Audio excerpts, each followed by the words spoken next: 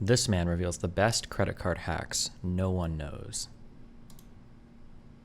It's like Bank of America, for example, I know does this. You can go ahead, get the credit card, and transfer the credit card limit over to your checkings account in hard cash. Yes, they charge you a transaction fee, but it's not that much. It's like 4% or something like that. 4%. So you can go ahead and get like 50K cash, okay? You get 48K of it because after the transaction fees, whatever, you get like 18 months to pay interest-free where you can use that money. Let's say you take that 50K, use this. Wait, hold up. I'm sorry. This is,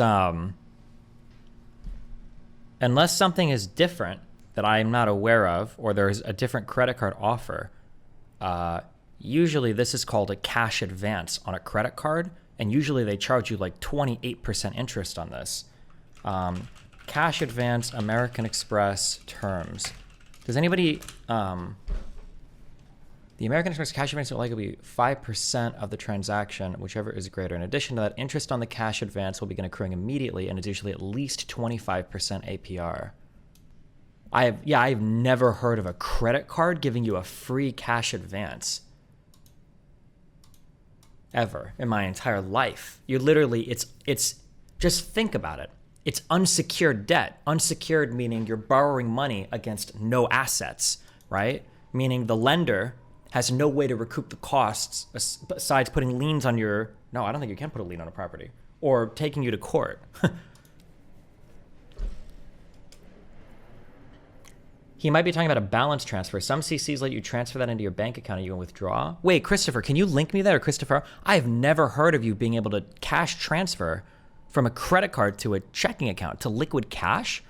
My understanding is that's always going to be treated as a... That's going to be treated as a cash advance. A balance transfer card is 0% APR. It's what they are for. Wait, can you link me one of these offers? I'm so curious. I've never heard of this in my life. They might exist. I've just never heard of this before. Link me. I'm so curious to see that. Oh, okay, you're saying balance transfer. Oh, okay, hold on. Balance transfer credit cards. 15-month intro. Balance transfer offer for new customers. 0% intro APR for 50 months on balance transfer, 3% intro fee on balance transferred by January 10th. This looks like it's transferring from one credit card to the next. This doesn't look like it's throwing it into a checking account for cash withdrawal. Because this is saying like consolidate monthly credit card payments, transferring a balance from a credit card with high interest rate to a Discover balance transfer credit card. That amount gets added as credit to your credit card, so you still have to pay up. Yeah, but he's talking about doing a balance transfer into a checking account with no interest. That doesn't sound like it's, I've never heard of that being possible. If it is, I'm just curious to see that. But if you have a Discover bank account, you can transfer your bank account. Balance transfer credit card bank account. A Forbes account. Can you transfer money from a credit card to a bank account? It is possible to use a credit card to transfer money to a bank account using cash advance. That's what I was talking about. Or balance transfer check. Would you utilize it for investments if possible? Yeah, of course. If you could get $50,000 of interest-free cash, well, to be fair, it's not totally interest-free because it sounds like he was talking about 2% upfront fee, I think. Did he say they would charge you $2,000? It'd be a 4% upfront fee. Oof. That's okay. A 4% fee for $50,000 of liquid cash to use as capital for investment, and then you leverage the $50,000 into some other asset and you make money off it. You're essentially spending, or you're not even spending it because you would just be money owed. You'd be borrowing $50,000 and then you would owe the $2,000 fee, which would also kind of be on margin because you don't pay it immediately, I'm guessing, right? This capital, invest it into real estate. He's going to say real estate. Yeah, because you're leveraging $50,000 of somebody else's money that you're only paying $4,000 to borrow at a 4% interest rate. You're earning more than 4% back if you've got real estate with cash flow and everything, right? Of course. Hopefully, well, unless you invest right before a bubble or some shit. Now you control that asset with none of your own money while simultaneously getting a bank loan. All right, you go ahead, you take that capital, get the loan from the bank. There's no shot, bro. I don't believe this. The bank is gonna look at your checking account. They're gonna see that you had, assuming everything so far works, by the way, which I don't even think is possible, but they're gonna see that you just had $50,000 deposited by like Chase, like whatever financial services, or like Discover card services or whatever. They're gonna look at that and you're gonna go, hey, look, I'm cash rich. Can you lend me some, like another 50K? The bank tells you like, motherfucker, you are broke as f. You aren't getting any of our money. You're wild.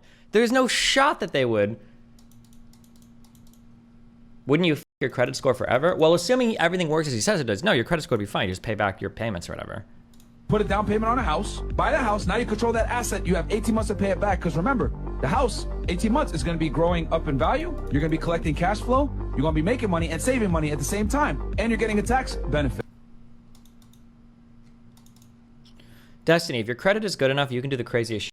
I don't know if I believe that. I think your credit kind of matters, but I think being cash rich is what's going to matter more. Like, I'm pretty sure if I go to the bank, I have a good credit score. But, like, if I can show, you know, I've got, like, a ton of money, they're going to lend me $50,000. It's not a big deal, right? But if I go to the bank with a credit score of 820, and I work at, like, 7-Eleven, and I earn, like, $27,000 a year, and I'm trying to, like, borrow enough money for, a, you know, even, like, a Corvette, they're probably going to look at me funny, like, maybe. Destiny, selling a house costs money. You won't get more in value if you sell it in 18 months. Also, you have fines on mortgages if you pay them off early. Well, I mean, you can get some with no payoff early penalties. I don't know about commercial real estate, but that's the same case. But I'm assuming Myron wouldn't be talking about selling the property. He'd be talking about making money off of the cash flow from the property, right? Like the revenues from the rent, right? And then once you're making enough money, if you're going to do real estate, the whole point of real estate is making money off of other people's money. That's like the whole point. You want to leverage other people's money to buy assets that are more expensive than you could originally afford in order to make money off of those more expensive assets at like a higher basis, I guess. I don't know how you would say this. That's a big part of it, but don't discount how important the lower correlation with other asset classes is. When you say the lower correlation with other asset classes, are you talking about how the value of housing seems to be moving a little bit independently from other things that are more susceptible to like current economic trends? Is that what you mean, Proteus? That and that rental income cash flows are also not sensitive to that. Oh, that's true too. That's probably really nice. Well, yeah, not that sensitive. I'm sure a dramatic enough change in all the other asset classes as a result of like economic downturn might affect rents. But for the most part, yeah, that's probably true. Or it's more resistant than most things, huh? If you had cash for a house right now, whew, I feel like the best position you could ever be in would be, my guess, by the way, I know nothing about investment in housing, but I feel like the best position you could be in is a really high interest environment where you are super cash rich. Because the high interest rate should theoretically be depressing housing prices because it should be depressing demand for mortgages. And the counterbalance to that is obviously if you go to buy the house, the interest is really high. But if you can just buy one out in cash in a high interest environment, I feel like you're like getting the best of all the worlds. That'd be my guess, but I could also be retarded. I don't know. Housing prices are still going up. When you're talking about depressing housing prices, you're not talking about whether or not the housing prices are going up or down. You're talking about whether they're being depressed from where they could be going. So high interest rates right now are absolutely depressing housing prices. Housing prices could still be increasing, but if the interest rates were still as low as they were before, they'd be increasing faster. That's the point, right?